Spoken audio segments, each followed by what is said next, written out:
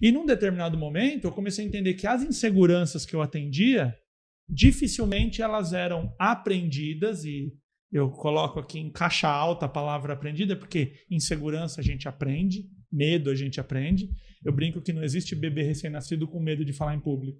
Sim. Ele fala, tô com fome, mas vou ficar quietinho aqui, porque tem muita gente em volta. Ele berra e acabou. Sim. E enquanto você não atender aquela demanda, ele vai ficar chorando. Uhum. E aí ele vai crescendo, ele vai aprender, não pode chorar, não pode. Ai, chorar é feio, a mãe não gosta, o papai não gosta que chora, o professor briga quando chora, quando reclama. E essa criança vai se fechando. Uhum. Então, um adulto inseguro, ele é uma criança ou um adolescente que aprendeu a ser assim. São raríssimos os casos que eu atendi na toda a minha vida que uma pessoa ela aprendeu a ser insegura na fase adulta. Muito raro.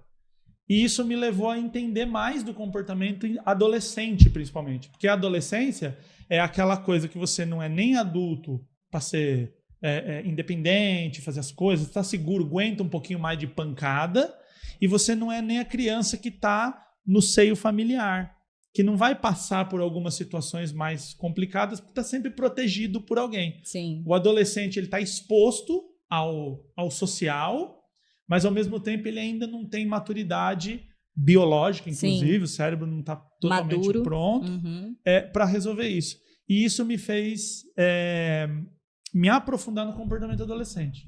Então hoje o meu trabalho é basicamente atender pais, mães e professores de adolescentes. Tem muitos de criança, porque a criança daqui a pouco vai estar nessa fase, então tem os pais que são mais prevenidos, ou pais que têm um adolescente, está vendo o problema que é e fala, já vou estudar para que o outro filho que é criança entre nessa fase.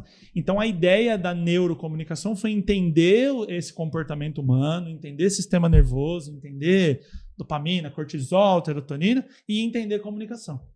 Como que a gente pode conversar, principalmente com um adolescente que é treta.